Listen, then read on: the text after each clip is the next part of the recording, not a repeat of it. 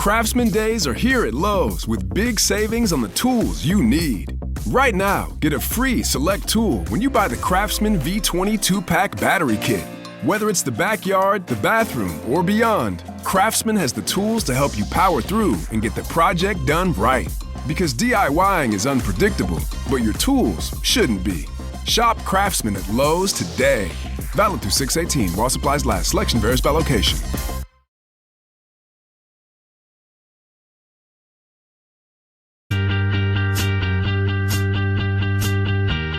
Oh, it's a goal. Who got the assist? Who got the assist?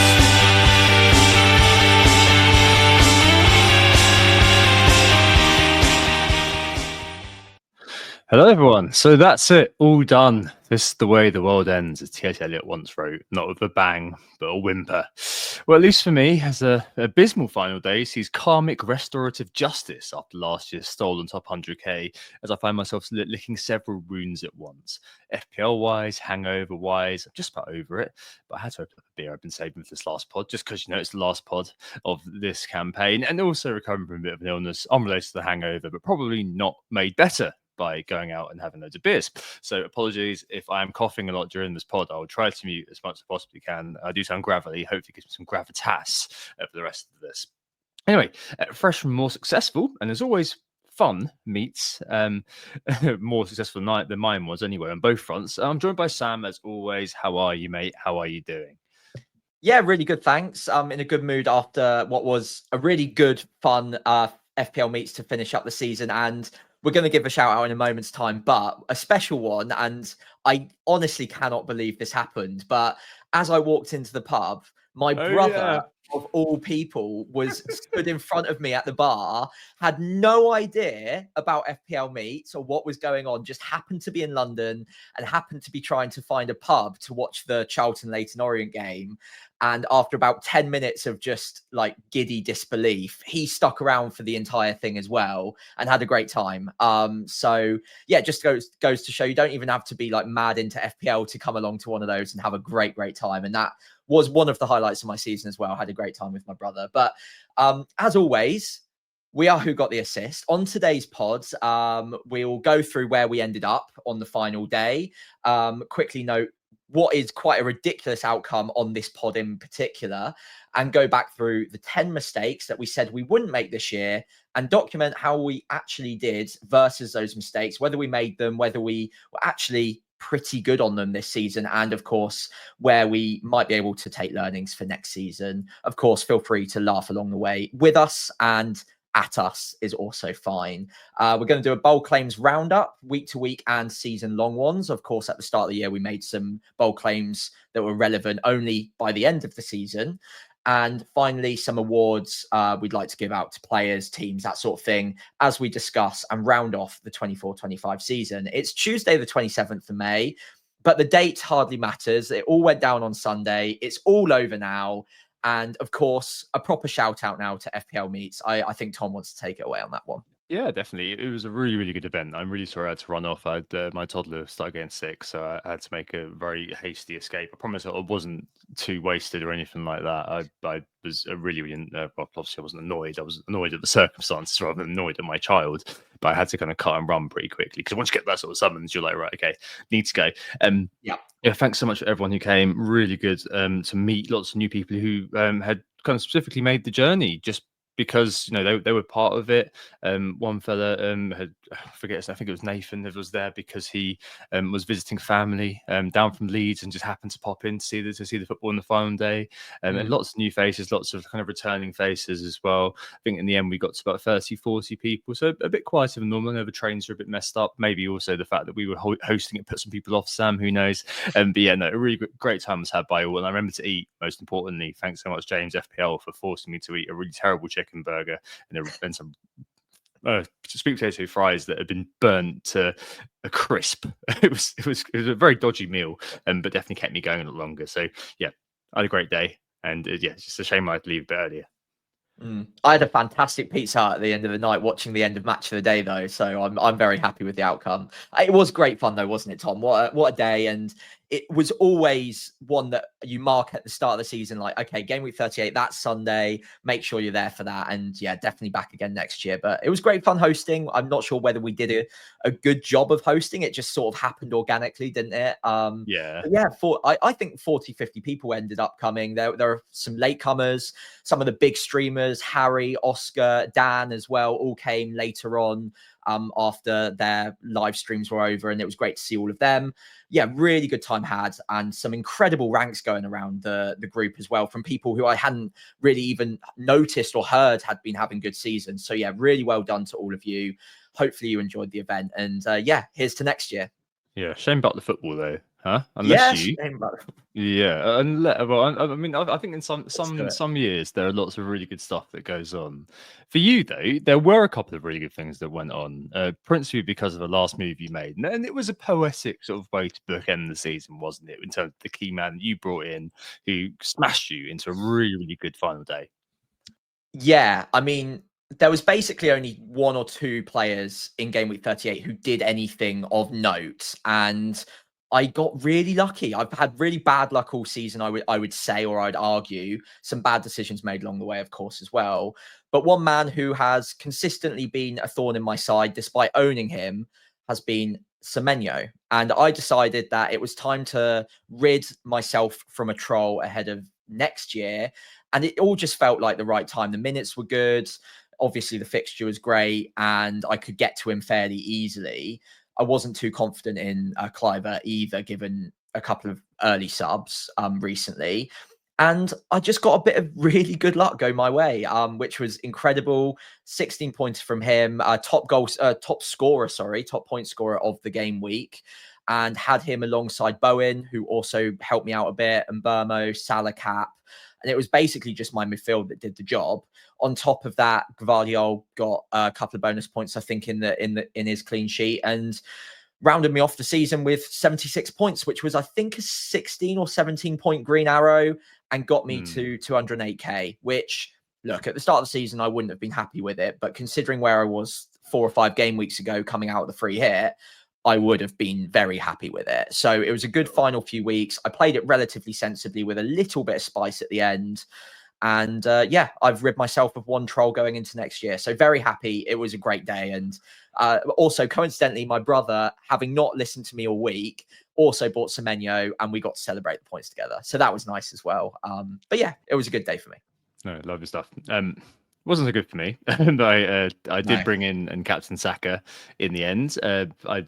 I was still fairly bullish on the minutes, and I was listening to James Planet FPL's final pods, and I think that kind of I agree with him completely. Obviously, I would say this, but agree with him completely that if you saw the Southampton team, you'd be like, yeah, doubling down on captain Saka, because I just had a really good feeling that he would play, but he didn't.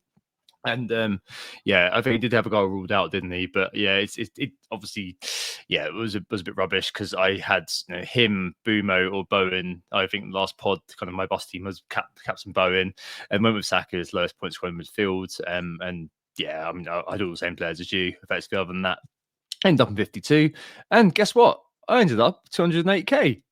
So, absolutely bonkers. Strangely, actually, Sam and I basically ended up on the same score this year, which has never happened before on who got the assist. Mainly because I've mostly been trounced by my co-hosts.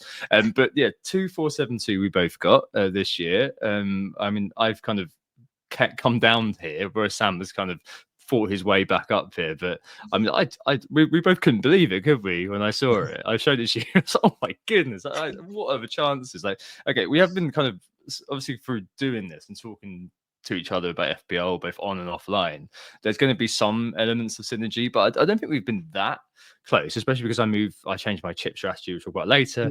And we've made different decisions throughout the year. So it's absolutely wild that we somehow both ended up in the same spot. I think you've shaded it in terms of the actual overall rank by transfers made or hits taken or something like that. But my Lord, yeah, when we saw that, we were like, whoa, no way.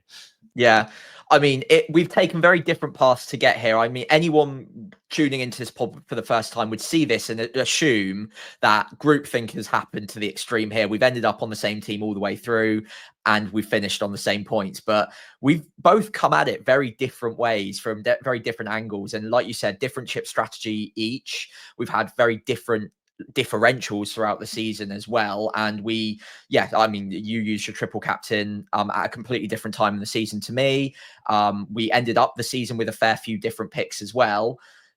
And yet we've ended up on the exact same score, which is absolutely incredible. I think, was it Fran as well, you mentioned, is on the same exact score as us on 24722. Oh, sorry, you're muted, Tom. He probably won't want to be mentioned in this. No, amongst such one of us, company, poor guy. But yeah, there were loads of managers much better than me who ended up around or even below, including the winner of last year's FPL, who finished a point below us. So I mean, that's interesting. Nothing else.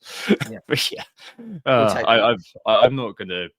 There are some seasons that I look back on and think, oh, that was great. You know, I really kind of I'm going to miss that season. The one with Lucy was it was a good ending, but that was a season that was oddly a bit like this, where I'm kind of like, oh god. But last season, I definitely kind of just having that kind of end day, that final day. I was like, oh, I wish that could kept going. You know, I was buzzing about FPL for a good few days after that. But for this, I mean, after this, I'm going to log out of FPL and not log it back into it until the relaunch sort of time frame. But yeah, I mean, it was a difficult season, and there's definitely something we'll kind of talk about.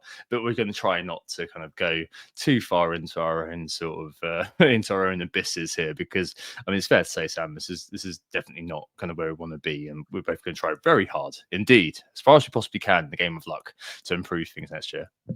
Yeah, for sure. And mistakes were made, weren't they, along the way, as we'll come into. But it's one quick one before moving on from this section. All I'd say is it's really interesting how we've ended up on the same rank, and yet it feels like we've both got very different perspectives of FPL going into the break, just because of that final game week. And the fact that I've had quite a nice end point means that I'm actually really looking forward to FPL already, and I think it feels like it's maybe the other way for you. So I'm going to try my very best to like send the odd message to you over the break and just like convince you it's still a worthwhile cause and you're going to have fun next year. Oh no, I'll be there no matter what. It's peak it's peak rules, Sam. That's what it is. Peak rules. You remember two things about something that you've done. You remember the peak of it and the end of it. Unfortunately, my peak was game week 2 in terms of overall rank, and the end has been appalling. So it's just one of those where I'm just going to take it on the chin and move on effectively. Hey, there we go. In terms of those mistakes, I think the main kind of source of this pod was really to just look back at the start of the year. If you've been listening to us for that long or watching us for that long, we went through 10 kind of key errors that we said that we were not going to make this year, and we thought it might be good to go through those 10. To think about our season and also think about sort of your seasons as well, and help you kind of have some idea when you were kind of just closing the book on this campaign. What happened with you? Did you make any of these mistakes? Are these mistakes you avoided, as Sam mentioned earlier on? And are these things that you might want to be swerving next year or thinking about next year? Hopefully some of our examples resonate with you, and we'll definitely kind of maybe return to this next year actually as well, because we need to probably remind ourselves in pre-season not to make these silly errors. There are 10, and I think instead of reading them all through now, because I think that'd be a bit boring, let's just go through them one by one. The very first one, which was my one, because it has been, if you've been listening to me for an awfully long time, you will know this. It's been one of those, my main Achilles heel. I will not try to be too clever. And I think certainly from making the painful look through my season, I think I've again fallen prey to this.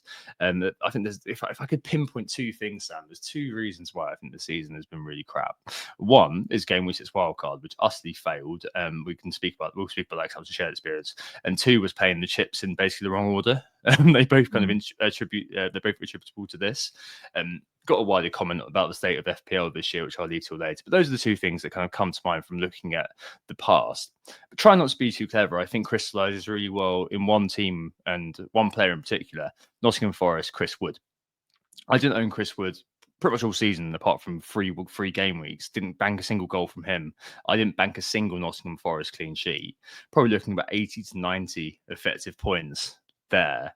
And I know that kind of on one hand, there is obviously the review side of it and the kind of analytics kind of data-led way we do look at things, which maybe would have said that, hey, you know, it's probably not worth getting Wood or it's not worth getting Forrest in. Stop laughing. But at the same time, I wonder whether there is an element of trying to be too clever there with not doing that. There are a lot.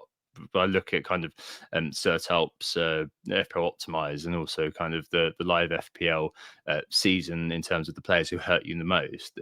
There has to be some element of that when you've maybe there should have been a time when I just stopped being clever and just in terms of kind of taking him on with all sorts of players and just went for covering my backside effectively. And I feel like not doing that was probably a bit of a downfall in terms of trying to be too clever when I didn't need to be.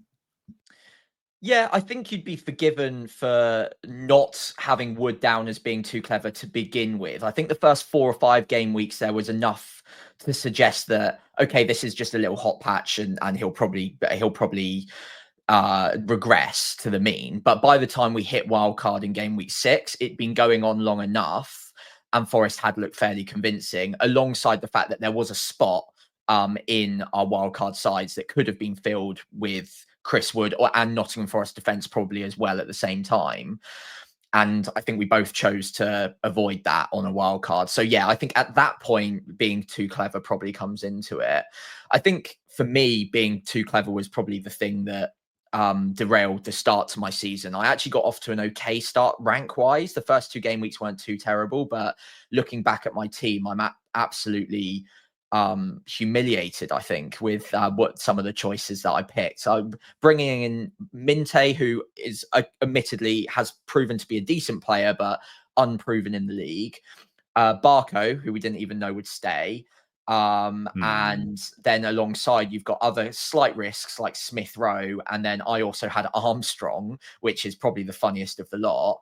It did feel like I was trying to overthink things a little bit, and maybe just a little bit more security at the start of the season. Don't take too many gambles, try to be over clever, try to overthink it and be too clever. And then like start baking in those risks and start working on the data of the season after a few game weeks would be a more wise call for me. So not the only way, not the only time I've been too clever either. Saka triple captain, arguably too clever. Asensio over Rodgers ahead of the bench boost week was again arguably overthinking it massively. Just go with the reliable pick rather than trying to almost go too aggressive, which will come on to one of our points later on. Yeah, several times this season where I've definitely been too clever, and that's probably the rule or the mistake out of all of the 10 that I'm most guilty of, or definitely one of. Some of it, and I think lots of people were thinking it is going to be invariably outcome based, because you know Asensio, if he'd have scored one or both of those pens on bench boost 32, we've both been laughing. I mean, whatever. I still think it would have been a mistake. Yeah, maybe just because of the minutes. Yeah. I mean, 33 for me playing the free hit there. That was probably a good example of trying not to be clever, of trying to be too clever. Like, even though there was reasoning behind it, the outcome is pretty painful. Like, if I'd have played 33 and 34 in the template way, which I was just planning to, I'd almost definitely been in with a good shout of top 100k. Like 34, looking back, was one of my most ruinous weeks, because I didn't have Cunha on a week where pretty much everyone around me did, and that was pretty painful. And there's other things like triple capsing Haaland in a single game week, but that was the highest kind of individual XG he's ever got in a game, so I can't really be too annoyed about that. And the assistant manager was good, but I guess maybe it's kind of trying to be too clever in some ways. But as you kind of touched on, if you mix it in with results not going your way as well, as we all know can always be a thing, it becomes kind of a real hero or zero thing. And that was ultimately a 0 this year, as the house won comfortably on all of the big gambles I kind of made. Like, mentioned the game which is wild card. It's just little things that stick in my mind, Sam. Like removing Milenkovic for Lewis at the last minute, such a Nottingham Forest point. Like I should have stuck to my guns now, and I had him in kind of the whole time thinking, yeah, okay, next few fixtures. He'll be great. Just love and leave in the team. I dread to think how many points I lost out on there. Did get a small green arrow after that in game week 7, but the team I was left with after that wild card, when probably we should have picked up Chris Wood, and precipitated my fall to 1 million OR in game week 14. And from that, I never really recovered, even though I had a lot of the season left to do so. This is a big one for me. Maybe to a slightly lesser extent for you. I think there's a couple of others that I think you'll probably kind of zero in on more. But for me, this is again a bit of a learning.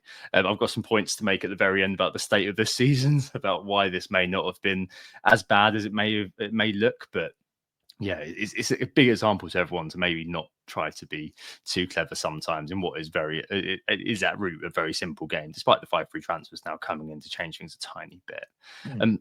Next one was one of your ones, wasn't it? Yeah, so number 2 is I will not act on limited news. So this was more to do with making moves early, but also making moves based on a lack of certainty. So last season we got burned a few times. I think that Darwin Watkins blend that happened halfway through the season is a prime example of that. This season, I think we've been kind of okay on it. Like, I don't really remember a specific time where there was a limited set of some sort of upcoming injury news that maybe we were like gambling on, or maybe I moved too early. In fact, at some points, maybe I moved too late and I missed out on a little bit of team value. Although, I don't think that's been massively punishing to me this season. I've seen a lot of people with much better ranks than me and worse team value. So I don't think it's been massively punishing waiting. So I think as far as it goes for me, it's not been a bad one. I think this one's been one that I really did focus on this season to make sure that I didn't. The other main one from last year was that the bench boost week where I got the Richarlison injury after the press conferences, and I'd already made the moves. So I think I ended up taking a -12 or a -16 just to make sure I had a playing 15. I really didn't want that to happen this year. And luckily, the most I ever took this year was a -4. And I think that was because of guaranteed injuries, the time that I first took a hit. And then obviously you take a few around chip season as well. So yeah, I think generally okay this year. And it's one that I need to make sure that I keep at the front and center of my mind for next year. Yeah, I do think 1 and 2 are quite similar in terms of them kind of being unforced errors and trying to kind of mitigate against those. And the best players don't make them, or don't admit to making them anyway. And I think last year, things like, I don't know, selling Ollie Watkins, things like that kind of stick in your mind. This year, I can't think of a single moment where that has happened. I had a pretty decent team value, so I did make some moves kind of early, and I think I've kind of just got them over a little bit more this year than did last year, perhaps. But certainly, I feel like we were both quite good in terms of ensuring that we had kind of news to a confidence level that we were comfortable with before making transfers. I don't think that there was anything here which stuck out. So hey, 1 cross, 1 tick, I think. Which is quite good. Yeah. Let's just cross that one through. We're happy with that forever. We're never going to act on limited news ever again. We say next year taking -8 on game week 3 after a calamitous purchase of Cunha of Man United just before he's ruled out for poking Amarim in the eye or something. Anyway, number 3 is another one of mine. I will not start watching football regularly. Well, unfortunately, I kind of did to some extent, just because I'd started a new job and I was really busy with my family and things. And it is quite difficult sometimes actually to fit in as much football as I'd like. And I must watch match of the day and things like that. But watching live games has just become a bit of a pain in the backside in terms of scheduling, just because it's, my daughter's around the weekend. It's quite hard to do. That said, I don't think I kind of made any real moves which were kind of silly or out of kilter with what was going on. The only thing I can possibly think of, Sam, is bringing in Foden on my game week 30 wildcard, who had been kind of out of sorts. I did kind of see and read a lot about that. But injuries and things like that did make me think, okay, they had Leicester, I think, and then a flailing United 30-31, a double game week in 33. I could afford him. That made it kind of worthwhile. Bought him, and obviously it was a complete flop, and ended up having to sell him kind of 2 weeks in the future to set up for the 32 bench boost. So maybe that's an example of what was going on. by extension, that meant I had to get Sar over Eze. But to be honest, like, Eze at that time hadn't started to kind of play in full sunshine mode, as it were. And Sar has outstassed him for this season in terms of underlying data. I think he ended up 6th overall, Sar, for non-pen XGI, which is pretty damn ridiculous. So I'm not going to kind of castigate myself too much for that one. But yeah, one of those which I really wish I could watch more football. I think I've just this year accepted that, unfortunately, as my daughter's gotten older, not a baby anymore, and needs more of my attention. I simply just, I'm going to have to try to figure out ways that I can manage this. Be it, watch match a day on the commute, which I've done a couple of times, and to make sure I'm not saying something stupid on the pod on the Tuesday night. Or trying to find time somehow to fit a live game in through extensive negotiations from my other half. You've watched quite a lot this year, haven't you? In contrast. Yeah, it's gotten better. Also job related. I think the first half of the season, I always try to get off to a really good start, watch as much as possible, mainly just because I've missed football. So I try to watch as many games as physically doable. But yeah, my work was getting pretty brutal in the sort of winter period. So I kind of dropped off probably from around game week 8-9 through to Christmas. I didn't get as much in as I'd like to. And then a new job in the new year. So I've been much better in the last couple of months since that new job. I've gone freelance, so I've got a bit more of a flexible schedule, and I'm not working weekends as much as I might have used to. So I'm doing a little bit better. I'd probably give myself a B- on this one if we were grading it. And next season, I'm in hopefully a stronger point to actually watch even more football and obsess over it to an even greater extent. So whether or not I push it too far and become too eye test driven, that's something I need to be guarding against if I'm watching it all the time.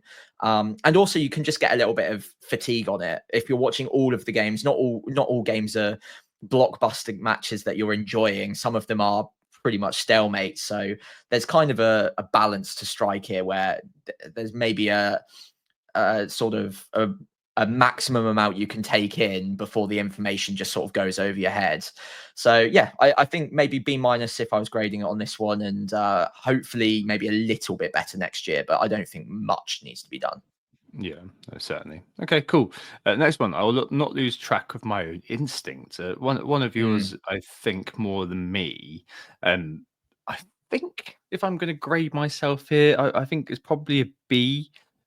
I am, if nothing else, quite a decisive person, and I think I was quite good until the very end. The very end was kind of the time when we were talking about captaincy and things. I could feel myself starting to just sort of bluster a little bit, just so I wasn't really particularly sure what I was doing, and transfers I wasn't sure what I was doing. But in the main course of the season, I kind of knew what I kind of wanted to do. It was just when it was getting towards the end, the desperation was setting in, and the game was very much about those short-term sort of attempts to spike variance. Things did become a lot more a lot less focused, shall we say. So things like, I don't know, buying Evan Nilsson one week and selling him the next, that sort of those sorts of behaviors perhaps were things that maybe just kind of conducive to the fact that I'd had kind of quite a bruising end to the year, not really going anywhere, kind of stuck hovering around the sort of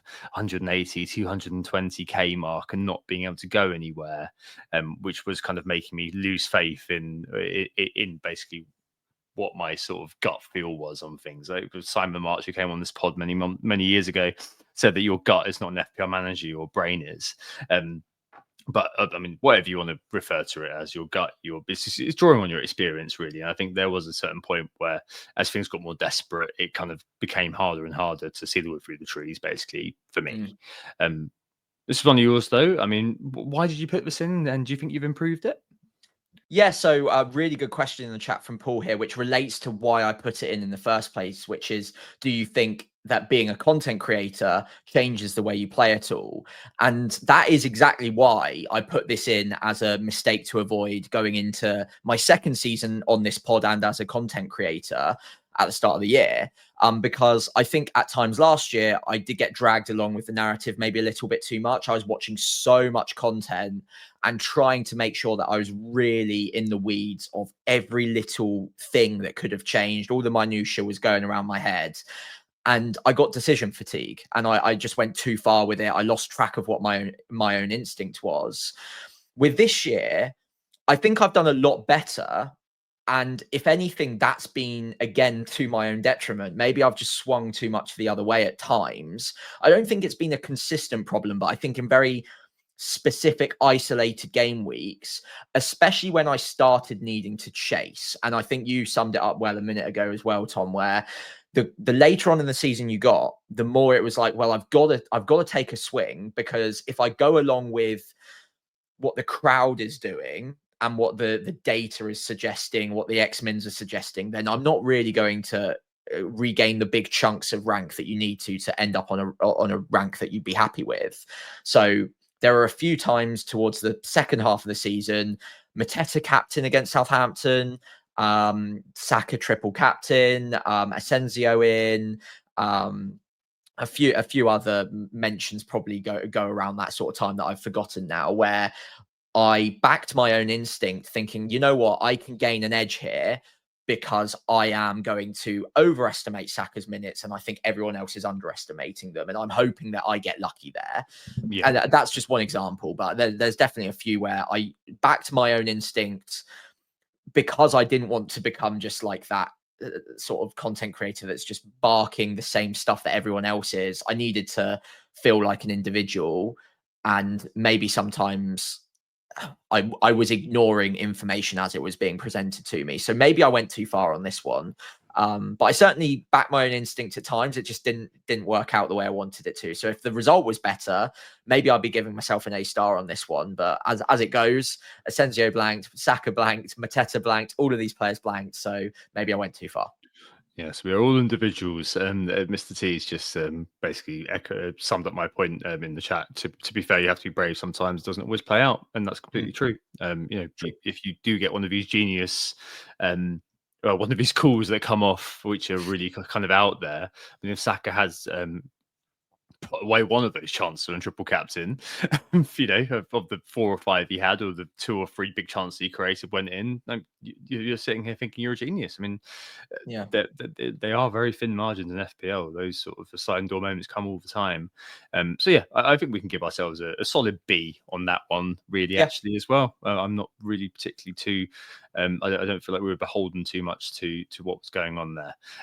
Number 5, I will not dismiss review as quickly. So I don't think that we're ever going to kind of convert fully to becoming a review / Solio or whatever pod. Although I see JT's in the chat. Obviously, I know that Solio will change the world and dominate us, and I sort of humbly submit myself to our new overlords. But I think that this is one I put in just because there were a lot of times I've said to Simon and Little when he was on the pod that the first 10 weeks I always think that it's a little bit, a review can be a little bit drunk, but then after that, there's always a time when it kicks in and becomes very, very good. But I have one note I would make is that analytics managers do seem to have had a bit of a tough year across the board. The Elite 1000s, their average rank is kind of around 76k according to the season review on FPL Review, which is obviously good, but that's nowhere as good as the norm. Normally, kind of that comes out about kind of, I think the number that sticks into my head was 22k, something like that is kind of what it always tends to be. Like, so a bit of a hard one for FPL analytics managers this year. One that really sticks in my mind is when Saka got injured, and Odegaard was the call that I went with. I was being very ballsy about that, and review was backing me to the hill and didn't quite work out. Versus others who gambled on, ironically, Foden, I think it was, who did really, really well. A small microcosm, but an example of how maybe it didn't quite work for review this year in loads of different kind of facets. So I was quite good in terms of using it as the way we do it on this pod anyway, is use it as as kind of a check and balance, as a consulting sort of voice, rather than following it to the letter. And I think that we were both kind of talking about different routes, different paths, and kind of using that. And Johnny's just backs up my thoughts there too. Yeah, so yeah, anyone listening on the pod, JC in the chat has also just mentioned worst rank for the median elite 1000 manager is the worst so far. So yeah, it's interesting that Review has had for their standards, I would say, an off season, but as we always mention, one season is actually not a huge sample size when it comes to data crunching. It's still it's not small, but it's not huge. So Definitely. I think over a longer period of time, it would still kind of even out a little bit. The like Erdegaard versus Foden thing was a very noisy outcome, but if you spread that across just one season, Foden had one patch of really good, in inverted commas, form. Erdegaard hasn't been great all season, although he did finish off the season with 6 attack and returns in a row. So it's all about timing with these players, and form, or guessing form correctly, is the hardest thing to do in football and in FPL. And Review kind of takes that element away from it. We're no longer guessing when form will come and go. It's kind of assuming a flat run average across the season, and that it will all level out over time. And if you make singular decisions, you're almost never going to get precisely what Review gets, but over a season or over 10 seasons worth of playing, you might get a lot closer. So yeah, I'm not sure if I've summarized that correctly or not. No, you're exactly right. Yeah. Okay. So yeah, with in terms of number 5 for me, not dismissing reviewers quickly. Sorry. Yeah, I've done better on it this season, I think. Again, I've not just become mindless and just doing what Review says, but I've taken it into account. I've taken analytics into account more closely. And yeah, looking forward to what next year brings. Obviously, Solio coming in as well is going to be amazing. And I think embracing analytics is a positive thing to do. It doesn't mean that you lose your own instincts, and it doesn't mean that you have to play mindlessly.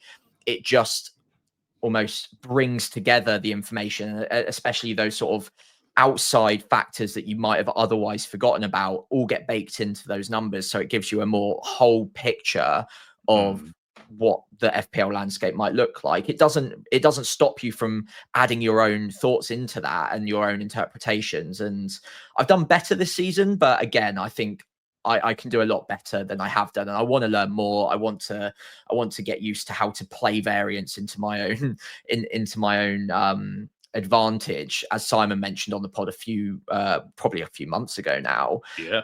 That you almost attack variants rather than defend against it, and that's something that I want to learn a little bit more about next year. So I could do better, but yeah, I haven't been dismissing it.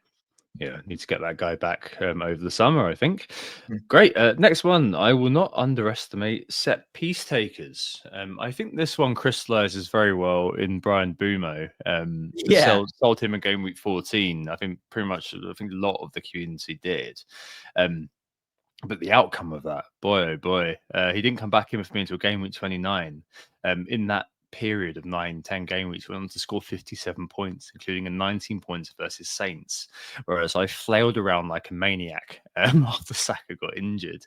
Yeah, penalties obviously were a big part of that, as were other set piece deliveries. And I think that there were obviously, that's kind of coupled with the value of the player as well. But I think that there were certainly times, and we spoke about this when I was on Ross Rapser kindly invited me on his pod, that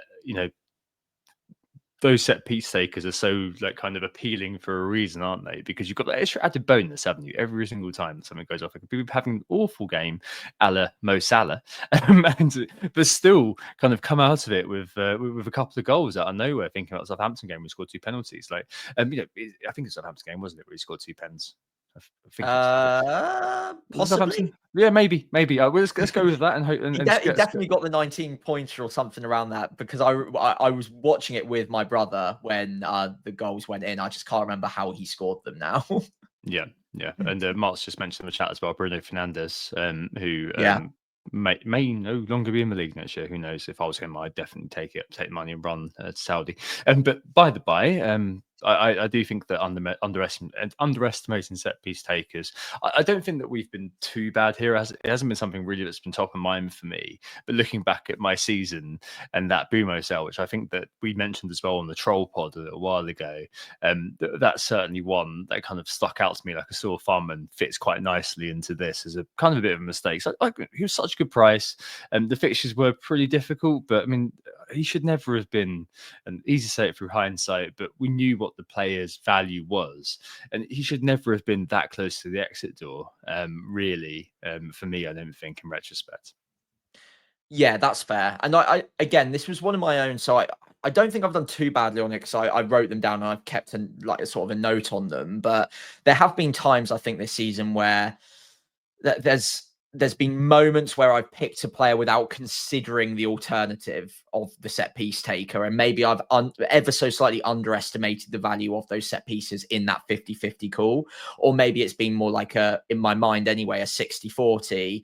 I think Sar Eze is probably a fairly good example of that, where, okay, Eze hadn't been necessarily in great form and hadn't been fit for that long, but he did have a few set pieces in his locker. And Sar had none of that.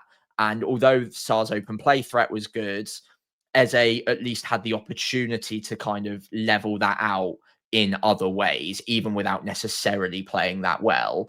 And then also, I think I'd almost add an element to this, that it's not just the set piece takers, but with corners and free kicks, it's also the set piece receivers, if that works, like a Milenkovic, for instance. And someone of Konza as well towards the end of the season, weirdly, which I really didn't expect. Dan Burn as well, I think got on the end of one. These players also, goals for defenders specifically, are so valuable. If you can find yourself a unit that is getting 90 minutes and is the target man for those set pieces, the one that we all know and love is Gabriel, but there are a fair few others out there that are almost being identified as, okay, every set piece goes for like the end of the set piece needs to get to this player. That's probably another element I'd now add to that for next season as something to consider. So again, not top marks, but not something that I think we've been too terrible at. No, definitely not. The 3 top scoring defenders this year, who do you think they are? I know Gvardiol was the only one to break 150. After that, Trent got very close. I think he's 147. And then I think it's Munoz. Is that right? Milenkovic. Okay. Yeah, he got 5 goals, as did Correa and Gvardiol himself. We'll talk about that later on. Johnny in the chat just mentioned, obviously, but on terms of set piece takers, Palmer blanking versus Leicester as differential captain that week as well. In terms of overestimating and underestimating set piece takers, and I said, I probably blanked that one from my memory because I completely forgot about that in general. Next one that I completely messed up actually when we did this in summer. I will not overestimate the impact of one game week. So this was the idea that every week, obviously, the content churn kind of pushes you towards one optimal team, one player you must have every week. And I feel like I went from one extreme to the other. I feel like I spent a lot of the season kind of up until kind of game week 25, 26, trying to, do this annoyingly. Examples where there's lots of examples of times where I basically acted to get the so-called optimal side and managed to mess up doing so. And on the other hand, as kind of shown through my game week 34 not having the free hit active, I managed to not end up in that situation and got punished very, very heavily. And so a big D really this, and it's probably quite difficult in terms of what you consume to not be aware of what kind of the main picks are for one game week. And indeed we do that in our game week preview, but it's certainly kind of the point where I think, and it's just mentioned in the chat as well, the free transfers thing does kind of come in a bit more in terms of changing the philosophy and changing kind of the way in which you do things, where the judgment needs to be made about the value of rolling transfers. And I'll come on to that at the end of this in terms of kind of what probably needs to happen next year in terms of things that I will not do as much. But certainly something which as an engaged FPL manager, Sam, this one's always quite a difficult one to to take the challenge of on with in terms of your thinking. Yeah, it's a delicate balance to get right, because I think, a bit like you, I've almost swayed too far in the opposite direction this season at times, where I'm trying to optimize across a 5 to 10 game week period rather than focusing on what was a very good fixture for a specific player who's of a high quality. Last year, if I remember rightly, there was like a Wolves Sheffield United game. There was a few others, but like we'd not often, but every now and then just like attack one fixture and without thinking, oh, okay, how much am I going to want Hwang the next week after the Sheffield United game's out of the way? Not much, probably. Whereas this year, I think there were one or two opportunities, especially because the three promoted sides were so far adrift of Premier League quality. They were so targetable, and there was a big batch of teams that in previous seasons you probably feel fairly comfortable targeting, but weren't that targetable this year. There were only really those three teams that you could really go after the fixtures, and it meant that there might be more opportunity to go for short fixture swings, like if you've got two promoted clubs in the next 3 game weeks, or one incredibly good week with Southampton at home or something. There were probably times where I didn't optimize enough for 1 game week or chase those big highs, because I think there were less of them to be gotten at or consistently gotten at in other places. I think the fact that there was that drop off between 17th to 18th, 19th, 20th meant that there were only 3 really good fixtures in the league, and all the others were kind of like, yeah, okay, you're not going to sell a player for them, but they're not necessarily ideal. And I think if you counted up the amount of times I had players playing against those 3 promoted sides this year, probably not enough. And that's again just anecdotal. I haven't counted it up, but I would imagine that I'm nowhere near what some of the players at top ranks were able to do in terms of targeting those teams. So maybe that is a symptom of me not overestimating the impact of 1 game week enough. Maybe I need to get that balance right next year, or maybe it was just a bit of a weird year where there was that big drop off and there were less teams that you could target, and therefore you have to go after those specific fixtures. Yeah, definitely. A nice segue into number 8. I will not disregard player and team quality and decision making. In terms of our setups against those kind of targetable teams, yeah, maybe there's a bit of a deficiency there. In terms of buying players from those teams, I don't think there's that much in terms of errors, except for 2. You've got one, I've got one. Your one is Mr. Adam Armstrong in game week 1. Yes. And my one is Leif Davis on my game week 6 wildcard. Oh, yeah. He and Milenkovic were the same price. And what was I doing? I was just like, right, Leif Davis is definitely in. He's staying in no matter what. I'm going to instead move on Pinnock, I think it was, and Milenkovic in order to afford Mikalenko and Lewis. Doesn't that sound stupid right now in hindsight? Absolutely, yes, it does. And you know, I wish I'd taken a glance at this before I did that. So yeah, I think overall we've obviously not spent a lot of time messing around with poor quality players, but those are kind of 2 big examples for you having a bit of a hampered start, and maybe for me having a player like Leif Davis taking on a player like Milenkovic. I haven't looked at what the verses would be the weeks I played Leif Davis versus the crowd playing a Nottingham Forest defender, but my lord, that has got to be pretty punitive, hasn't it? Yeah, I had completely forgotten about that. So yeah, fair play. I don't think we'll be making this mistake next year. Not very high chances of me starting with any promoted sides players this year coming. Adam Armstrong, I mean, yeah, what was I thinking? Really, it was a terrible, terrible pick. I didn't see a world where he would lose his place after three game weeks. In fairness, I thought that was very unlikely. But maybe I underestimated, I definitely underestimated the chance of 3 losses in a row ending up in them needing to change the system and start messing with players that otherwise would have been safe in the Championship. So all of the benefits he had, good data, good returns in the Championship, penalties, that all goes if we're losing games and we're losing to 0, and none of that actually matters anymore. And the step up was so great, and it will be again, I think, for next season. I was talking to a few people at meets about this. I just think that step is massive now. Burnley, and Sunderland in particular, I think will be teams that will struggle. I might be wrong. Burnley, obviously great defense in the Championship, so they might be able to pull together a few clean sheets. But I can't see anything too tempting there.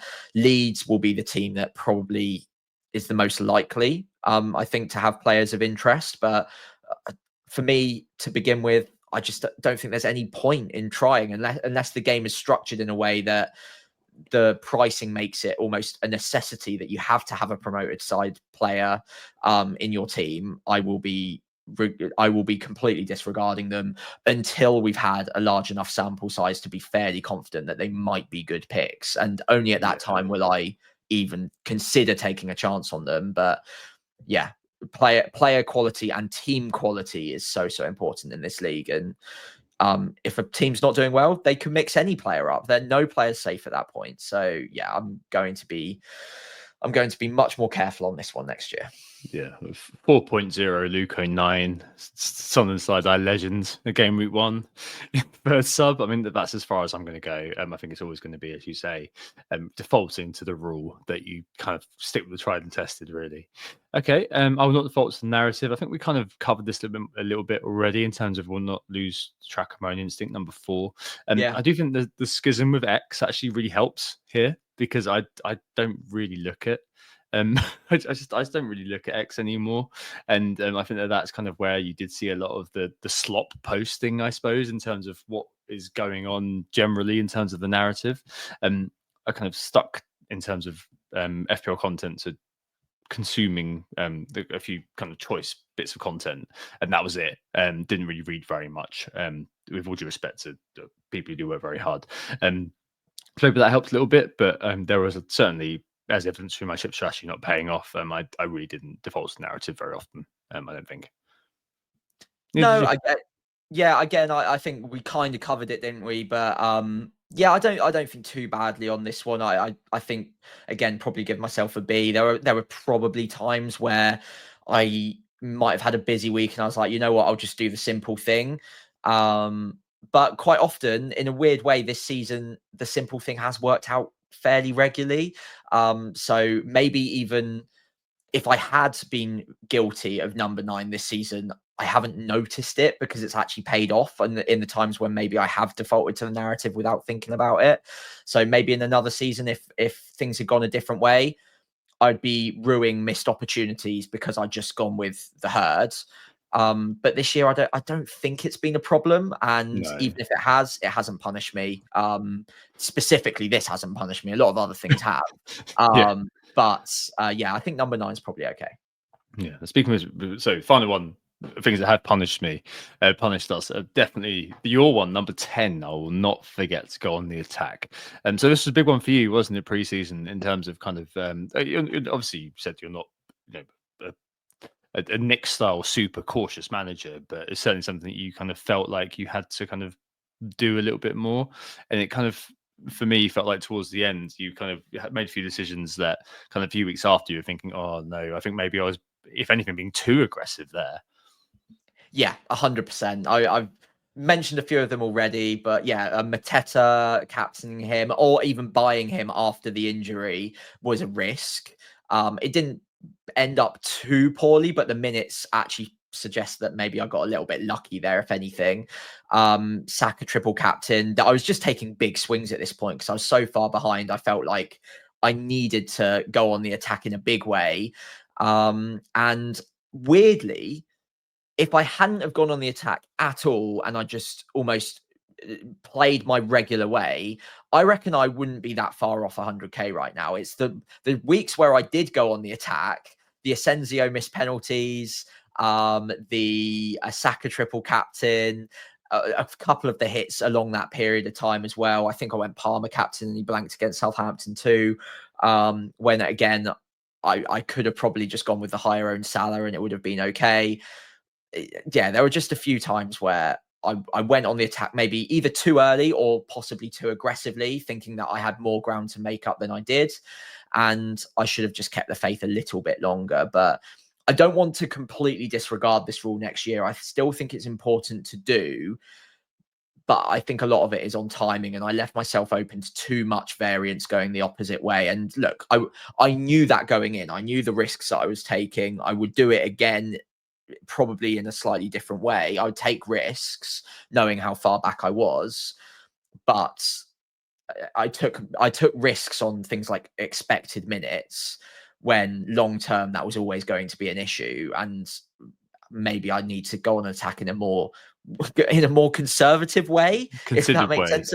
Yeah, so still aggressive, but just on low ownership players rather than on people that I can't even be confident that minutes are going to be there.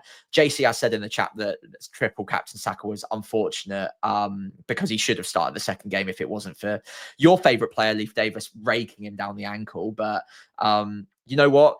That is true. But also he'd just come back from an injury, and any sort of minor knock in the first game was always going to put him at major doubt in the second game, because they weren't going to want to take a risk.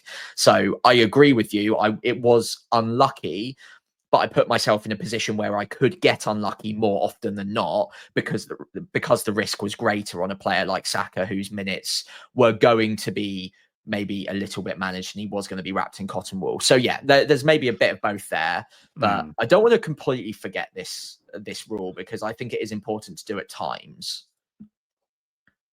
Yeah, for sure. I think it makes sense for you to just kind of maybe think about being more targeted when you're aggressive, I guess, maybe. But I think a lot of it is just down to kind of where you were and the kind of the general contextual factors towards the end of the year. Throughout this year, looking at my FPL review, if anything, I was too attacking, which kind of does suit me a little bit in terms of how I kind of play. FPL review has me on the top percentile for differential play. It didn't work out this year, and the reason why is because it was a highly template year, really. In terms of kind of just to round this whole thing off, my observation of the state of the game this season, to give a quick comment on that, was that it was a year that favoured the template. It was reminiscent of the season where Salah, Kane, Son and Bruno, the top four scorers in 2020, 2021. And there was zero liquidity, basically. There's nothing you could really do if you didn't own those players. There was no real sort of way out. If you started well, you were probably kind of well set, and challenging was a little bit more difficult. Basically, the premiums this year, not called Mo Salah, were pricey. They were patchy.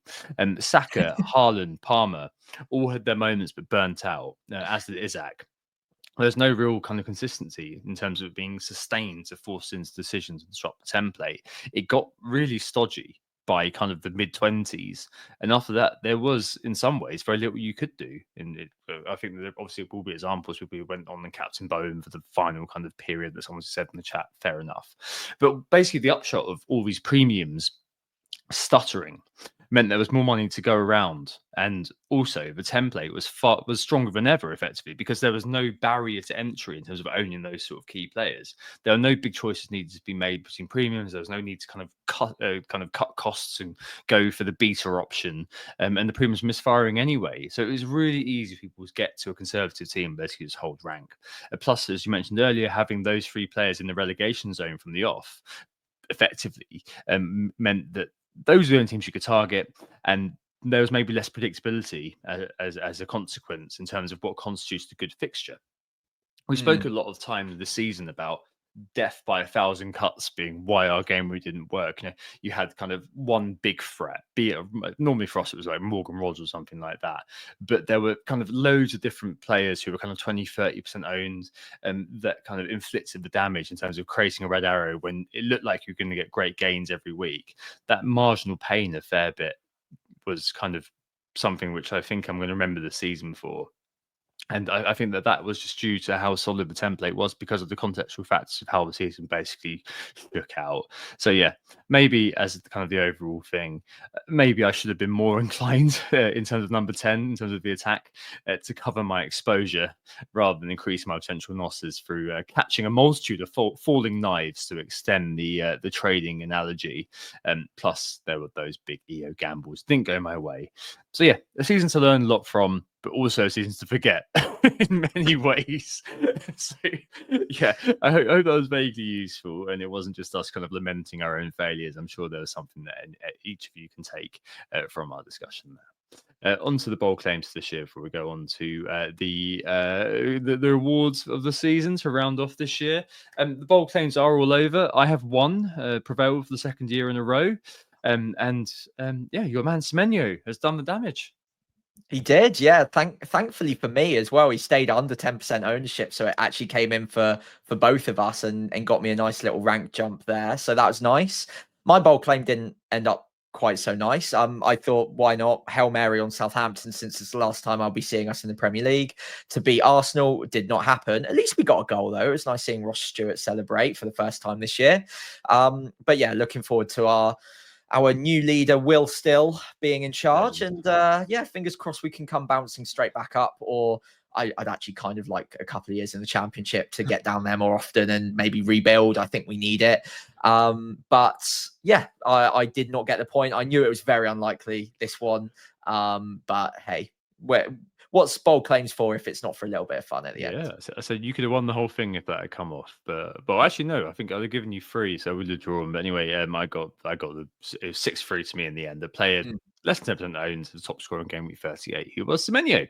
So yeah, 6-3 to me, and a combined hit rate 24% this year, which is pretty good going. One in every 4 weeks we got a bold claim off. It did feel like for a long time we were kind of stuck at 3-3. Just towards the end, it kind of works.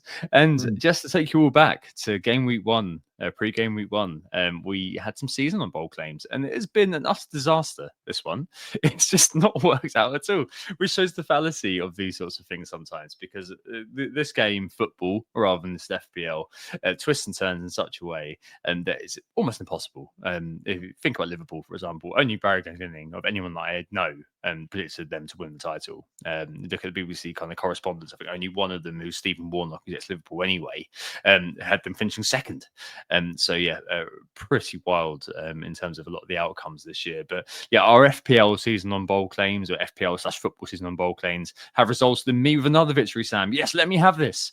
I'm literally clutching at straws. In a majestic 1-0 victory. What did you predict? And obviously it didn't work out. No, it didn't work out. I think I got a bit unlucky with injuries for Trent. I went 200-point club for Trent in what ended up being his final season at the club. Got to 147. He did get injured for a little bit, and obviously came out the side towards the end quite often. So I don't think I would have been a million miles off if he had been fit. But no, the injuries are a part of it. So nowhere near for him in the end. Number 2 was top scoring keeper being Onana. Now, he wasn't a million miles off, but he certainly wasn't top point scoring keeper, and he didn't cover himself in glory. Did he lose his place, or was he just rotated for the last game of the season? I feel like he lost his place. At this point.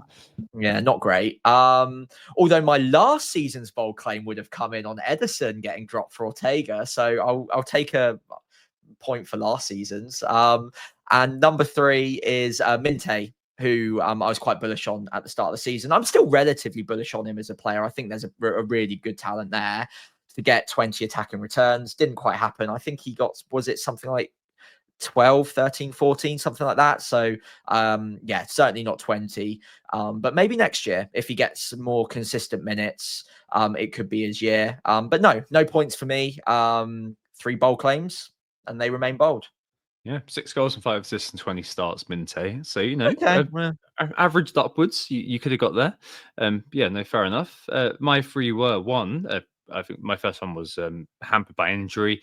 Saka's outscored Salah as he cruises to his third 200 club in a row. Didn't happen, but Saka did miss a lot of the season for injury, which is something you can't legislate for. Number 2, the OC 200. 8 players to get the 200 club this season, the highest in 2019-20. 5 players got 200 club this year.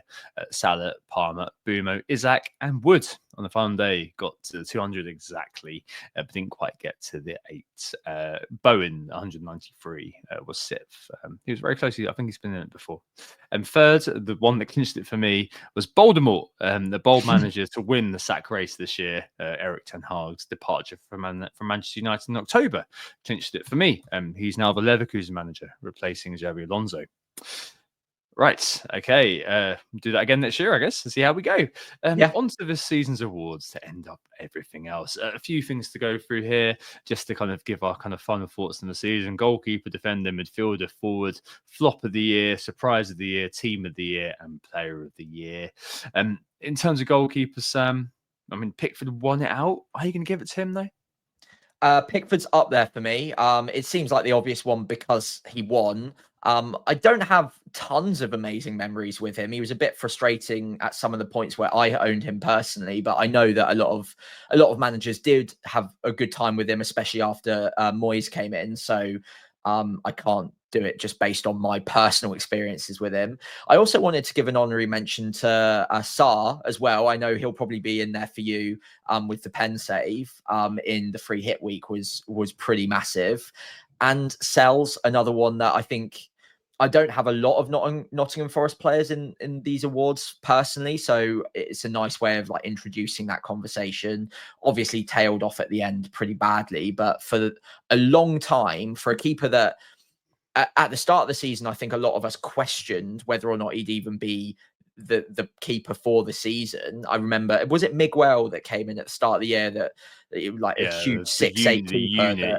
Yeah. And we were all worried, like, oh, who's going to start in goal? Well, Sells made it his own and had a really good first half of the season, probably 3/4 of the season. So, yeah, I think I'll probably give it to Pickford, but honorary mention to Sells and Sarr there. I think I was going to give it to Sells, actually. Nice. Frustratingly for us because we didn't own him at any point, but I feel like he was just simply revelatory, really, in terms of what he produced for FPL managers and so on and so forth. I think that was kind of quite big.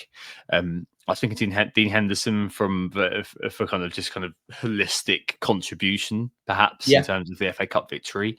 I think I did something this year that I haven't done ever before, Sam, in terms of owning a player for the entire season. That player was David Raya. I've never ever had a player the whole campaign through. He even stayed on during the free hit. But yeah, I mean, it's goalkeeper, whatever. But yeah, very close in Pickford and Sells. I mean, Pickford on the final day got 11 points versus Newcastle to get him over the line above Sells. I think that Sells got the most clean sheets. If is that right? Yeah, I think so. Yeah, fair. The top goalkeeper this year, actually, for save percentage was Robert Sanchez, incredibly. What? Yeah, 76% save percentage. David Raya was third of players who had started more than, I think Fabianski's actually was second with 14 starts out of nowhere. It was Sanchez, Raya, Kepa, and Sells in fourth for save percentage for this year. And in terms of saves made, it is Mark Flecken still, 203, over 200 saves for Mark Flecken. But yeah, I'm probably going to go. I'm going to give it to Sells, I think, this year, in terms of the impact he has on FPL, because that is what we're here to talk about. Defenders, though, in terms of what we're here to talk about, I think it goes to Guardiola by default. I mean, it's definitely not been a halcyon year for defenders in general. 153 points, the highest scoring one, versus White, I think, scored 182 points or something last year. It's quite the drop off. I think the new bonus system is a real thorn in their sides. Losing bonus for any concession to such a huge extent is a proper penalisation for defenders. And I think the upshot of that is, unless they make changes, I don't know if Mr. Southerns is going to go in and mess stuff up. But learning for next year is that we go back to proper old school defense, don't we? The premium defenders, maybe we have one from a top team with a solid defensive record who has a good opening set of fixtures, but other than that, we just take the money out of defense, because really this year it's really not been anything to shout about from the defenders. If Guardiola's getting it by default, admittedly he did score 5 goals. If he was playing on the left, he was still kind of a good attacking proposition, but hey, it really hasn't been a banner year for them, has it, at all? No, it's been a really low year for defenders, and I'd be surprised if it was quite as bad as this. I think it's not just the bonus points, things like that. It's also just the lack of clean sheets across the board. There's very low season. JC in the chat mentioning the top keepers for clean sheets. 13 was the most clean sheets two teams kept it. Arsenal with Raya and Sells for Nottingham Forest, and then Pickford with 12. So it is a really low year for clean sheets. You'd expect that to balance out a little bit. City tightened up towards the end of this season and looked like a much more stubborn defence to break down. So Gvardiol could still be a very good pick next year. In terms of awards, though, Gvardiol's not where I'm going. I'm actually going to go with Munoz personally. Although he got off to a little bit of a shaky start, and there was a little bit of adjustment. Nikolai correctly mentioned Liverpool 14 clean sheets, but of course Alisson injured, by the way. Sorry, I need to correct myself there. Munoz, despite the shaky start, Palace obviously needing to adjust to life without Elise in there as well. He ended up being an absolutely fantastic option across the season. He was a lot of fun to own, as Mark's just said in the chat. Although objectively not the best defender in the game, I think a lot of the positive memories that I've got of defenders this year come from Munoz. And I'm sure a lot of people can relate to that as well. A couple of shout outs I wanted to mention quickly. Hall, who hasn't been an option for quite a while since the injury, but he was absolutely brilliant in that sort of middle patch of the season. And Aït-Nouri as well, quietly just being a very solid option for the majority of the year too. Obviously got, I think, the most attacking returns out of any defender, or if not very, very close to. If Wolves kept a few more clean sheets, then he'd be right up there. And he's getting whispers of a move. So maybe he'll be an option at City next year. Who knows? Yeah, Munoz was the only defender, the top defender in terms of expected goal involvement. Did make the top 50 actually, above the likes of Justin Kluivert, João Pedro, Elanga, Foden, Jota, Odegaard. Like you wouldn't have pegged that at the start of the year. But yeah, over 10 expected goal involvements. I wouldn't be surprised if he comes into 5.5 next year, as many have mentioned, which is a shame. If he's 5, if they do neglect to update, I'm sure they won't. But he'll be in everyone's team. So yeah, 5.5, I think, for Munoz next year. I think that's a really good shout, actually. I do think it goes to Guardiola by default, but I'm more than happy with that call as well. Midfielder, Salah, obviously, but we've got a player of the year to do as well. Yeah. You're going to Salah. So if it's going to be someone else, I think it's got to be Bumo here. One shy of 30 goal involvements, including FPL assists, has got to be said. An absolute tour de force. I suspect he might be leaving Brentford. It's a shame that he can't. There's no way he'd fit in Arsenal or Saka playing where he plays, and will probably find himself in the upper pricing tiers next year. But wow, what an asset he was this season. Yeah, I say for gritted teeth, I've not owned him for a fair amount of the season when he did very well. But wow, what an asset he was. And if he continues the trajectory and goes somewhere that suits him, more importantly, don't go to Man United. Don't get your career Reed Bryan. Just don't do it. Go to Newcastle. Just anywhere. Leave the country. Just don't go to United. We could have a real FPL monster on our hands for years to come. One thing I would say is that he's actually the overperformer, the highest overperformer for XG this year, plus 7.5 more than he should have got. But hey, Bumo gonna Bumo effectively. So I think it's got to probably be him, even though there are loads of other options out there, and obviously Salah probably takes one by default. But we're not going to do that thing where Haaland gets the Player of the Year and the Young Player of the Year here, are we? No, I've in my notes written almost exactly what you've just described. Salah by default, but that's boring, and we've got a Player of the Year to deal with, which I'm sure you can guess where that's going. And then Mbeumo, after that, a mad season for a Brentford player to have. Obviously, penalties help that, but to get 90 minutes pretty much every week this year, he's been ridiculously consistent. And even through rougher patches of fixtures, he's still returned pretty reasonably as well. So yeah, it's going to be interesting how they price him next year. He will be off penalties if he goes anywhere else, you'd think. Newcastle, he wouldn't get penalties. Man United, he wouldn't get penalties. If he was to go to Arsenal, he wouldn't get penalties. He's not getting penalties wherever he goes. So I just wonder if he's going to be an option if they price him at 9+ next year. I think they're going to have to be very canny to keep him competitive, because it was an overperformance, and if you take the penalties off of that, it could be really interesting. So that's not what this award ceremony is all about, though. He's done incredibly well, and no Tony being in the side, he's really made that step up. So yeah, fair play, Mbeumo. Congratulations, you're midfielder of the year for us. Yeah, indeed. I mean, if the season had continued onwards, I'm pretty sure that, Jared Bowen was the top scorer over the last 10 game weeks with 73 points. He'd have been kind of more in the discussion, wouldn't he? Let's face it. But yeah, I mean, I think it kind of has to go there by basically because he's the proxy for not going Salah for this one. Few kind of honourable mentions. Obviously, I think we'll kind of get onto this actually in the surprises, but I think you've got to be looking at Morgan Rogers here as an outside shot. Luis Diaz quietly, I was shocked when I looked at the numbers earlier on. 183 points this year, Sam Luis Diaz. I would not have put him there if I was asked how many points did he score this year. Mm. And then the likes of Clive, Sade towards the end of the season, Sarr, Matoma, even Brennan Johnson. As they all had their moments in the sun, didn't they? But in terms of sustained brilliance, it has been those two.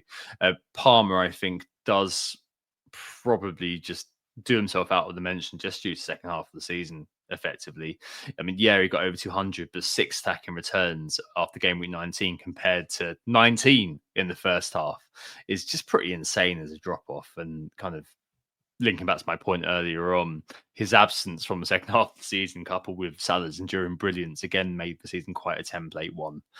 So, yeah, I think that he's even though he did go over 200 points, and I mean, it would be the Boomo year if Salah didn't exist, I think, and he was second this year, and I think that that's kind of something that shouldn't ever be taken away from old Brian. 25 years old, actually, Brian. You Yeah. expect to be older given how he looks. Anyway, forwards, Isaac won it, but definitely blew hot and cold. I think there's only one winner here, isn't there, really? Interesting. I wonder where you're going to go with this one. Because I'm not saying Chris Wood. I'm going with Wissa. Because I think for his price, alongside the data he put up, and the fact that without penalties, he matched, or well, up until the final game of the season, he matched all of the top scorers in the league in a team that's mid-table historically. For me, it's got to be Wissa. He absolutely incredible. To underlying XG per 90 of over 0.58, I think it was, without penalties, in again a team that you would not be expecting to get anywhere near that kind of return. Absolutely incredible. That price point, what a player. Like, genuinely, like, for me, above Chris Wood, because Chris Wood overperformed for ages, had penalties, and tailed off. Wissa just brilliant all season long. That's my guy. Bastard stole my line. Yeah, really? I was going to go for Visser as well. No, I really thought you were going to go with Wood. No. I think that if I had been a long-term Chris Wood owner, I'd be like, yeah, it's obviously Chris Wood. But come on, we're a data-focused, but we're a data-led podcast, and yeah, it's got to be Visser really. Second to Haaland actually for non-pen XG this year. Haaland just shaded it at the very end, 0.5. But yeah, top 5. That's even close though. Like, I know, it's wild, isn't it? Top 5 for non-pen XGI this year, as you said, kind of, basically in most underlying metrics. Hey, here we go. He's in the top 10 the whole time. Like Swally Watkins didn't quite kind of do it this year, didn't quite cut it. Isaac was pretty kind of quietly consistent throughout this year. And I think that maybe, but price comes into it as well. Yeah, and I think with Isaac as well, maybe he's a victim of kind of the inflated expectations we had at the start of the year for him. Admittedly, he did kind of get poked in the eye and all this sort of thing. But I think at the start of the year, when we saw the 8.5 million price, we were expecting like wonders this year, and didn't quite happen for him. Whereas Visser has been a real revelation, hasn't he, towards the end of the year? I think we always knew that he had kind of quite good online data. He finished 4th in terms of kind of the last 10 game weeks, in terms of underlying points scored. Bowen, Bumo, Eze were ahead of him. But yeah, the numbers he was putting up towards the end of the year were out of this world, really, and in lots of, in most games. And I think that, I think probably one of them is going to go over the course of the summer. I'd like to see what would happen if they both kind of stayed on. I think maybe kind of them not getting Europe may have been a bit of a downfall in that regard. But yeah, if Visser does become the main man there, and Brentford being Brentford, they're going to be able to replace, or maybe they've already replaced Bumo. You don't know. Maybe there's some sort of 20-year-old South American sat in their team, Thiago hanging around. But yeah, it was going to be Vista for me as well. I was hoping that you'd say Woods, so I'd be able to say what you just said effectively. So yeah, I'm glad to hear. I'm glad that we've ended up in the same place. Yeah. It's got to be Vista for me. Real revelation. I'll be really interested to see what his price is next year. And due to him scoring 186 points, I think it's probably going to be again maybe a bit high. But starting from 6, maybe he'll end up at kind of 8ish. Which would be a really interesting thing to see. Miss T in the chat has just mentioned Cunha, Welbeck being enjoyable to watch. First year he's ever got double digits. That guy Welbs. Cunha at times, obviously kind of blew hot and cold. Woods was the top forward overperformer, 6. No, the second highest actually, a top overperformer of 6, and Cunha was second in terms of overperforming, which is just sort of player Man United by the overperformer. Hey, there we go. Right, so with a surprise agreement there, on to flop of the year. Quite a few potential nominees for this one, Sam. I must confess, I've actually struggled to come to one. There's newly promoted teams, Man City without Rodri, the Arsenal attack. Yeah. No one granted. The Trossard was the highest scoring Arsenal player of 152 points. Relative absence from the scene may have contributed again to this being quite a template season. Palmer in the second half. Haaland, but I mean, obviously he has been injured. But Haaland's drought from a big bang at the start. There are loads of options here. Interested to see which one you land on. I think I'm likely to be led by you on this one because I literally could not decide. I did kind of think the newly promoted teams was probably the one to go with, but I mean that does feel a bit sort of straightforward, doesn't it? Yeah, I can't. Well, Southampton are the flop, but I can't say that myself. In terms of a player, because that's what I thought this question was around. For me, it's Foden. And Mark's just said the same in the chat as well. Whilst Palmer has been annoying in the back end of the season, he's still gotten 25 attacking returns. So I don't think flop would quite be the word for him. Maybe if it was a half season awards, flop would be fair. But Foden has, barring like a 5-game week period in the middle, just been just a non-option almost all season. And that's really surprising considering the player quality. There is an absolutely world-class player in there. I'm sure of it. It just hasn't panned out for him this year. I know he's had injuries to deal with. I know there's been mitigating circumstances there. But as an FPL player, just not being an option, considering how well he performed last year, it really felt like a coming-of-age season last year. And they kick on even further. And hopefully this is just a blip. I think he will get back, and I think he will probably be that KDB replacement through the centre next year, or playing maybe off the left as an inverted where Grealish is coming out possibly. But this season's just been terrible. And for me, the fact he's never been a factor, that means he's flop of the season for me. Yeah, that's a shout. I'm inclined to go with that. The only other kind of thing that I had was the defence in FPL in general. Aided and abetted by the changes to the bonus system, but it has been a very, very low scoring year for defenders in general. And if things don't change, I think that the likes of Nola Aina, for example, that sort of player, getting someone like that in early and just riding the wave. And even though he only scored 128 points, there were several weeks, especially early doors, where he on his own cause you to get a red arrow because the ownership kind of coalesced around this guy so much at some point at certain points. Maybe that's one, but no, I can definitely get behind Foden. Surprise of the season, anti-penultimate one. Chris Woods is probably the one that most people are going to point to. I mean, he's not exactly a surprise package, is he? But him scoring 20 goals this year probably is. He was always the kind of player, Burnley, that you could kind of count on to get into double digits. Lots of memorable hat tricks along the way. But this year, kind of his kind of rampant performance is absolutely wild. And I think that he definitely, he's not going to have a season like this again. I may be proven wrong, but I don't think he will. I think he'll have a lot of ownership at the start of next year as well. When we kind of get everybody who's forgotten about FPL coming back again and going, oh yeah, Chris Wood was quite good last year. I'll get him in. But I think it's got to be Morgan Rogers, hasn't it? At 5 million. Obviously, he didn't quite kind of scale the heights of Cole Palmer, but nonetheless, he's a player that we actually picked out on game week 1, pre-game week 1, when the prices opened. In fact, as being a player who was well worth keeping an eye on, and probably one of those players in retrospect we should just left in situ all year, really. In terms of him kind of coming through to be kind of undroppable for Emery, effectively. 37 starts this year kind of says it all, really, from kind of nowhere.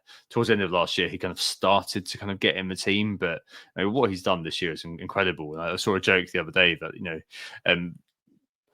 City were offering Villa 100 million plus Rodgers to get Grealish, and now they're going back on it and offering Grealish plus 100 million to buy Rodgers back. I mean, it's just absolutely insane, isn't it? So I don't know. I think it's probably going to be Rodgers for me. I'm not sure whether that's kind of just tainted by the fact that Chris Wood has hurt me so much this year. But I feel like for this sort of pick, it's got to be like a Palmer-esque sort of one that's come out of left field that has kind of just been quite a consistent player throughout the course of the season. But Wood has no doubt done that as well. Interested to see what you think on that one.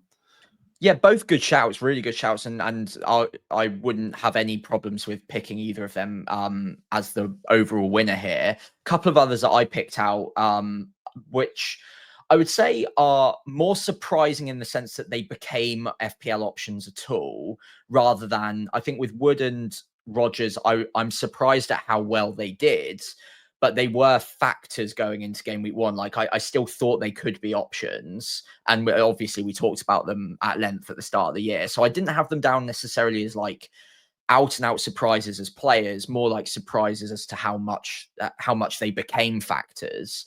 For me, the two surprises I've got jotted down are Kluivert and Murphy.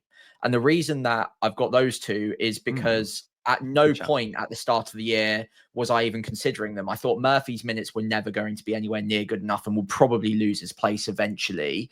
And they would probably find a way to incorporate both Gordon and Barnes on either side, and Murphy would drop out, being more of a legacy Newcastle player. And I didn't think he could make that step up to becoming the crucial element to the Newcastle side he has done. So that massively surprised me. And then, of course, had the FPL element of it in the back end of the season where he was phenomenal for a lot of us. Kluivert as well was not on my radar at the start of the season either. It took me quite a while to warm up to the idea of him being a good FPL option. The data started looking pretty good fairly early on, obviously put on penalties as well.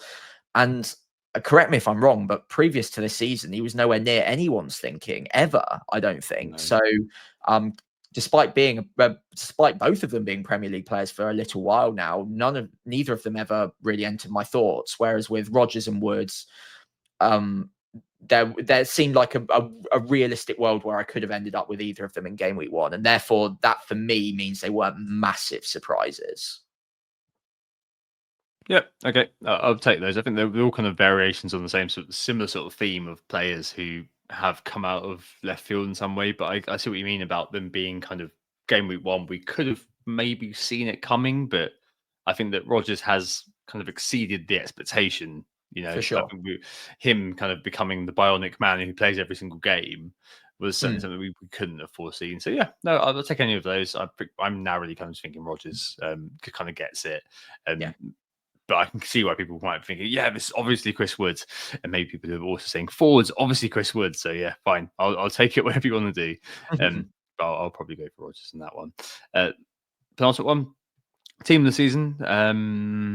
I think it has got to be Forest here, hasn't it? Yeah, I suppose so. Although not for me, because they have, like, for 26 weeks they were great, and the second I started bringing them in, they were absolutely terrible, and ruined my season. Yeah, okay. So, yeah, I mean, yes, they are probably team of the season for most people, as well as probably surprise package of the season for a team. I've noted down two other teams that most people probably won't agree with, but of personal to me.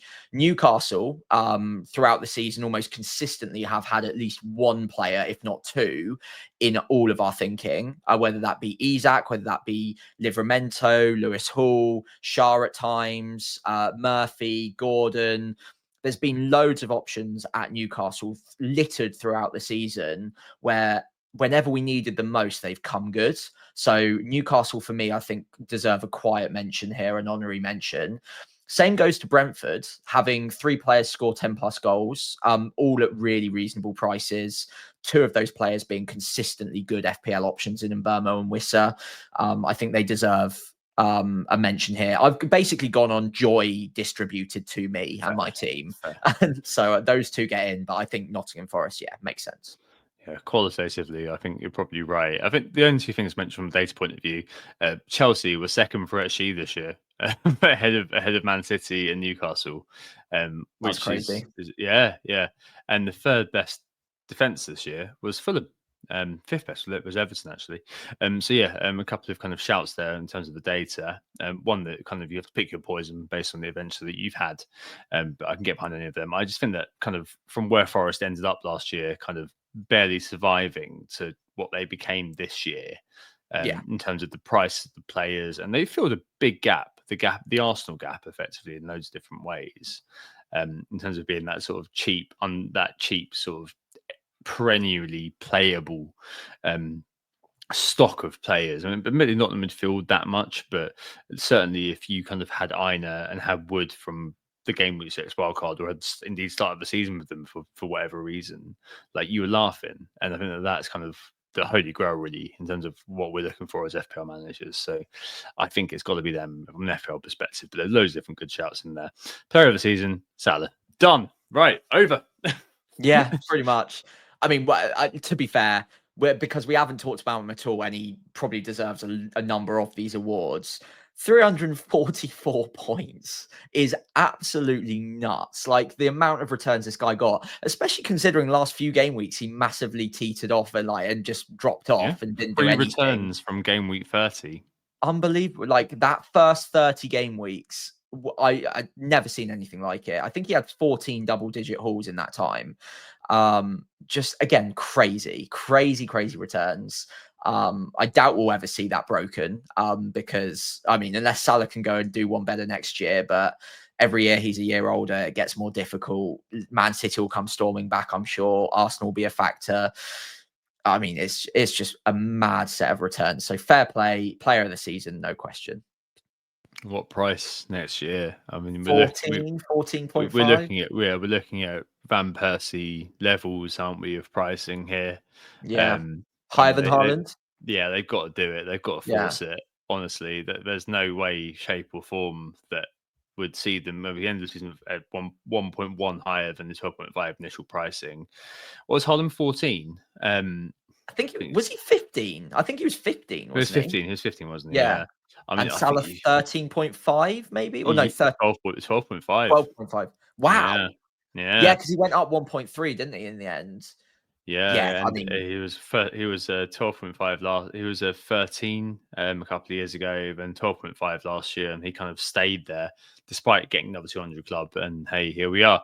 I think Haaland will get a slight downgrade, maybe looking kind of 12, 13. Salah will go up to 15, and hopefully that'll make a bit of a question for us to kind of deal with. But yeah, this year the value and the outputs is just wild, and there's no way around that. It was the most Salah season yet again, as we always seem to say on this podcast. Yeah, we do. Right. Well, there we go. Nice little kind of button put on the season there. Any summer plans, Sam? Anything you're looking to do while you're off to recuperate? Yeah. I'm already kind of mapping out content for when the season comes back. I am excited for it, but we've got a good month, and probably a month and a half now before anything really comes back of note. We'll probably start getting price rises early-ish July. Price reveals early-ish July. So until then, I'll probably be in sunbathing mode. But yeah, nothing too crazy, just cracking on with work, going on a little holiday and coming back recharged. What about you, Tom? It's like 80 days until next season. It doesn't feel very long, does it? No. So yeah, we've got a little while off now. Me and a couple of the guys have been kicking around the site from the FPL community that I've kind of made friends with over the years. Have been kicking around doing a gaming podcast. So I think we might give that a go over the summer, just to kind of give me an excuse to have beer on a Tuesday night, basically, going forward. So it'll be called Over Encumbered. If anyone knows what that means, then we will be kind of trying to do something at some point. Yeah, a few reprobates in the FPL community. But other than that, yeah, WGTA will always come first. So, well, as soon as this summer, as we get prices, as soon as we start to think about stuff, that will go in the bin immediately, and off I'll go with WGTA. And yeah, I'm looking forward to it. I think we should try to get a few summer specials in, try to get Ross, FPL Raptor into a behavioral science one, and definitely try to get Simon back for an analytics one, and try to do a couple of other bits and pieces. But yeah, I think this will basically be it for a little while. I think we've earned the break. I think I need to recuperate. You need to map out all your content as next year you take over the world, leave Oscar, Harry and co in your dust, as you told them on Meets. Next year, lad, you are going to be in my dust, in my rearview mirror. I don't think I did say that, did I? I'm sure you did. That was literally the conversation I walked in on. Yeah, no, it's been a fun year podding. It's not been the funnest year in FPL, but yeah, it's been very good, Sam. So thank you very much for persisting with me throughout this year. Yeah, it's been great. And are you? Yeah, thank you so much for having me again. I can't wait to do season 3, and hopefully next year will be our most successful yet. But it's a pleasure as always, Tom. Even if the season's not going well, it's great to tune in and sort of get involved on a Tuesday night with you and have a bit of a laugh about it if everything seems a bit crap after a poor game week. So yeah, couldn't talk to a better person about it, and I really can't wait to get going again next year. In the meantime, a huge thank you to all of you who have tuned in this season. It's been massively appreciated. We can't wait to get going. Although that being said, a break is welcome, and I hope you guys all out there enjoy the break as well. Come back recharged, and we'll go for a top 10k finish, all of us, all at once in 25-26. We were Who Got the Assist. On X, you can find us at WGTA_FPL. I myself am FPL Pricey. Instagram threads, it's WGTA.FPL. Again, FPL Pricey on there. And Blue Sky is just WGTA. And again, FPL Pricey there. If you did enjoy the pod, if you could please do one or all of the following, including following us on those social channels, giving the pod a 5-star rating on Spotify, iTunes, wherever. And of course, leaving a like, hitting subscribe on YouTube, and then you won't miss out on the first piece of content that we post very, very soon-ish, I would say. 3 weeks until the fixtures. Won't be that long. And yeah, enjoy the break, guys, and we'll see you next season. Yes, thanks, Sam. We hope you enjoyed the pod, and we hope we assisted you this season. Thanks so much again for spending your time with us. We're back next year. I hope you can join us then too. Oh, it's a goal. Who got the assist? Who got the assist?